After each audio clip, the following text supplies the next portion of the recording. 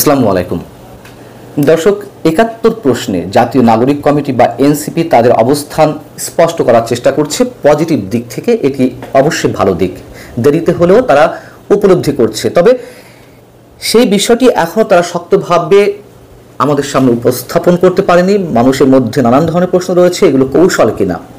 জামায়াতে ইসলামী এবং জাতীয় নাগরিক কমিটির মধ্যকার দ্বন্দ্ব বিভাজন সেগুলো স্পষ্ট হয়ে উঠছে এই একই ইস্যুতে আমাদের সামনে, যখন কিনা আওয়ামী লীগকে গণহত্যা এবং মানবতা বিরোধী অপরাধের দায়ে দলের সব ধরনের কার্যক্রম সাময়িকভাবে নিষিদ্ধ করা হলো এবং বিচারিক প্রক্রিয়া শুরু করারও রোডম্যাপ ঘোষণা করা হলো সরকারের পক্ষ থেকে।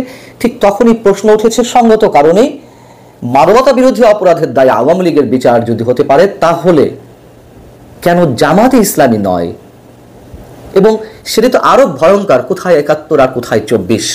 খুব স্বাভাবিকভাবেই এই ইস্যুতে জাতীয় নাগরিক কমিটি তারাও জামাতকে তাদের অবস্থান স্পষ্ট করার আহ্বান জানিয়েছে। এবং এই যে দুই দলের মধ্যকার যে দ্বন্দ্ব, সেই জায়গা থেকে অনেকেই প্রশ্ন করছেন ৭১কে ধারণ করতে গিয়ে এটি কোনো কৌশল অবলম্বন করছে জাতীয় নাগরিক কমিটি? আসলে কি তাদের মধ্যে আদর্শিক কোনো লড়াই শুরু হয়েছে, নাকি ক্ষমতার লড়াই? ক্ষমতা এককভাবে কেন্দ্রীভূত রাখার জন্য নিজেদের হাতে এই দ্বন্দ্বের উৎপত্তি কিনা কিংবা সৃষ্টি কিনা, সেই প্রশ্নগুলো উঠেছে। এবং সেই প্রশ্ন জায়গা থেকে অবশ্যই জাতীয় নাগরিক কমিটিকে তাদের আরো শক্ত অবস্থানে যেতে হবে। অনেকে বলছেন তারা খোলস বদল করছেন। কেন এই প্রশ্নগুলো উঠছে একটু বলি। জাতীয় নাগরিক কমিটির উদ্যোগে বা হাসনাত আব্দুল্লাহদের আহ্বানে আওয়ামী লীগের নিষিদ্ধের দাবিতে যে ৩ দিনের আন্দোলন গত বৃহস্পতিবার থেকে শনিবার পর্যন্ত, শনিবার এবং শুক্রবারের জমায়েত বা মঞ্চে তাদের যে বক্তব্য, সেখানে অনেকগুলো তুমুল আপত্তিকর বিষয়ের অবতারণা ঘটেছে। সেখানে কোনো একটি পক্ষ স্লোগান দিয়েছে, নিজামীর বাংলায় শেখ হাসিনার ঠাঁই নাই, গোলাম আজমের বাংলায় আওয়ামী লীগের ঠাঁই নাই।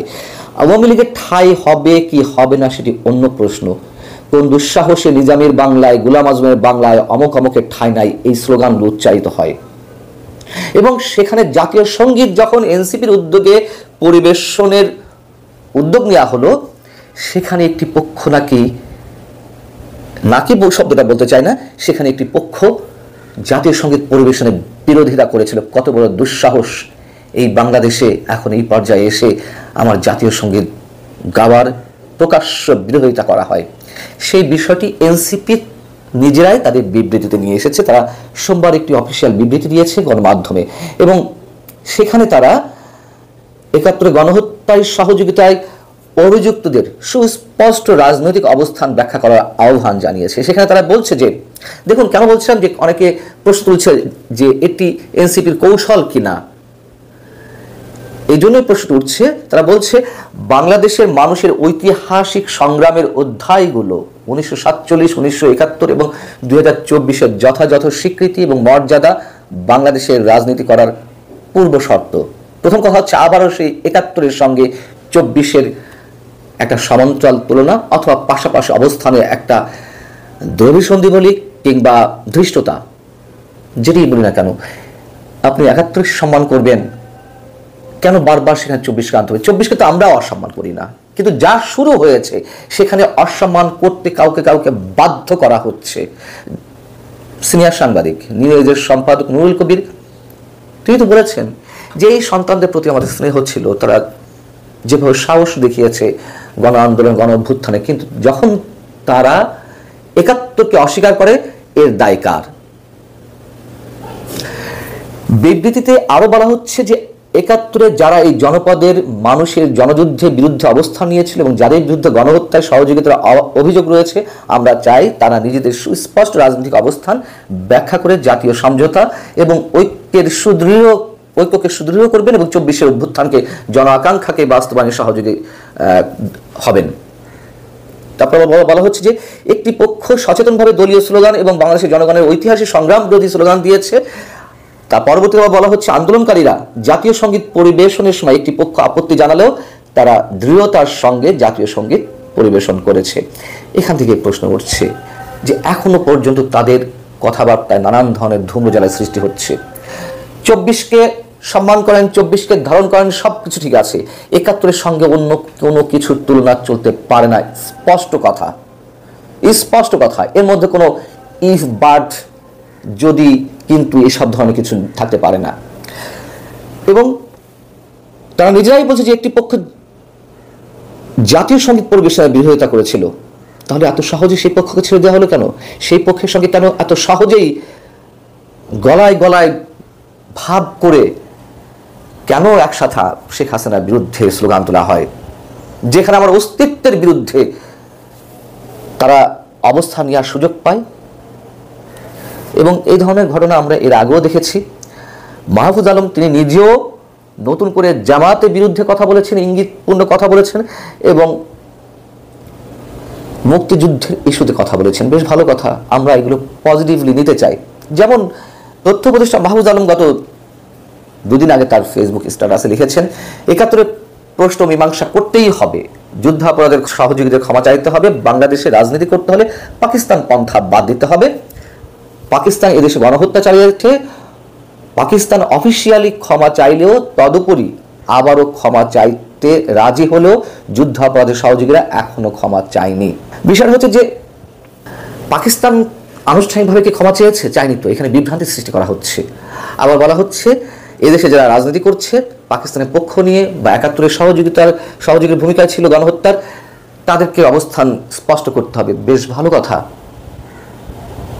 এর আগে আবার একটি স্ট্যাটাসে মাহফুজ আলম কি বলেছিলেন? গত 13 মার্চ মাহফুজ আলম আবার তিনি নিজেই লিখছেন তার ফেসবুকে যে জামাত যুদ্ধাপরাধের সহযোগী ছিল, কিন্তু নাহিদ ইসলাম যেভাবে বলেছেন এই অভ্যুত্থানের মাধ্যমে, অর্থাৎ 24-এর গণ অভ্যুত্থানের মাধ্যমে তারা কাফফারা দিয়েছেন, মানে তাদের যত পাপ তাপ ছিল সব কাটা গেছে। আমিও বলেছি জামাতে যারা বাংলাদেশপন্থী তারা এদেশে রাজনীতি করার অধিকার রাখেন। জামাতের নতুন প্রজন্মের অল্প কিছু ব্যতিক্রম বাদে কেউ পাকিস্তানপন্থী নন। তাহলে কি আমরা কি ধরে নেব? তথ্য উপদেষ্টা মাহফুজ আলমের বক্তব্যটি আমরা পজিটিভলি নিতে চাই, নিতে পারলে খুশি হতাম। কিন্তু এই যে মার্চ থেকে মে 2 মাসের ব্যবধান, তার মধ্যে তিনি কথা বলছেন আগের থেকে একটু সুসংহত পর্যায়ে থেকে, কিন্তু তারপরেও বিভ্রান্তি রেখে দিচ্ছেন। কেন? কি কারণে? এগুলো কি খোলস বদলের কোনো কৌশল? এগুলো বলে আবার পুরনো খোলসে চলে যাবেন? এবং হাসনাত আব্দুল্লাহ বা সার্জিস আলমরা তারা নিয়মিত জামাতের অনুষ্ঠানে গিয়ে জামাতের বন্দনা করছেন। আবার জামাত ইসলামী মাহফুজের পদত্যাগ দাবি করেছে, বা জামাত ইসলামের কোনো কোনো পর্যায় থেকে কোনো কোনো নেতা তাকে একেবারে ধুয়ে দেওয়া হচ্ছে, যদি মাহফুজ আলম কথা উইথড্র না করে তাহলে তাদের সমর্থন মাহফুজ আলমের উপর থেকে তারা তুলে নেবে। নানান ধরনের আক্রমণের শিকার হচ্ছেন।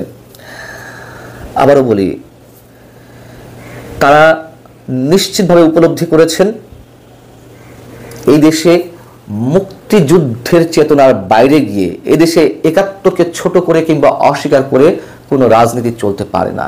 এদেশের 95% মানুষ, হাতে গোনা 2-4-5% মানুষ এগুলো বাদে আর সবাই মুক্তিযুদ্ধের আদর্শকে দিন শেষে যে আদর্শেরই বিশ্বাসী হোক না কেন রাজনৈতিকভাবে, সবাই মুক্তিযুদ্ধের চেতনাকে লালন করে। মুক্তিযুদ্ধকে যারা অস্বীকার করবেন তাদেরকে একেবারে ছুড়ে ফেলা হবে, এ কথা হয়তো তারা বুঝতে পেরেছেন। এই কারণেই মুক্তিযুদ্ধের পক্ষে এখন জয়গান গাওয়ার চেষ্টা করা হচ্ছে ইনিয়ে বিনিয়ে। আমরা ইনিয়ে বিনিয়ে কোনো কথা শুনতে চাই না। এদেশে রাজনীতি করতে হলে তিনি যেই হন না কেন, যেখানেই কানেকশন থাকুক না কেন, মনে প্রাণে সবার উপরে 71কে স্থান দিতে হবে। এত সহজ না। আমি যত বড়ই ব্যক্তিগতভাবে যত বড় মাপের মানুষ হই না কেন, মানুষের সামনে আমার অবস্থান যত সুউচ্চেই উঠে যাক না কেন, আমি নিজের জন্ম পরিচয়কে অস্বীকার করে নিজেকে অনেক বড় জায়গায় তুলে ধরবো, সেটি তার হয় না। এটা হয় না, এটি নিয়তি হতে দেয় না, বাস্তবতা হতে দেয় না, ইতিহাস সাক্ষী দেয় না। অতএব এনসিপি যে কথাগুলো বলছে, মাহফুজ আলমরা যে কথাগুলো বলছেন, আমরা চাই, বিশ্বাস করতে চাই যে তারা মনের তাগিদ থেকে, বিশ্বাসের তাগিদ থেকে এই কথাগুলো বলছেন, এবং সেটি এস্টাবলিশ করতে গেলে তাদেরকে আরো শক্ত অবস্থান নিতে হয় মুক্তিযুদ্ধের পক্ষে। আল্লাহ হাফেজ, ভালো থাকুন সবাই।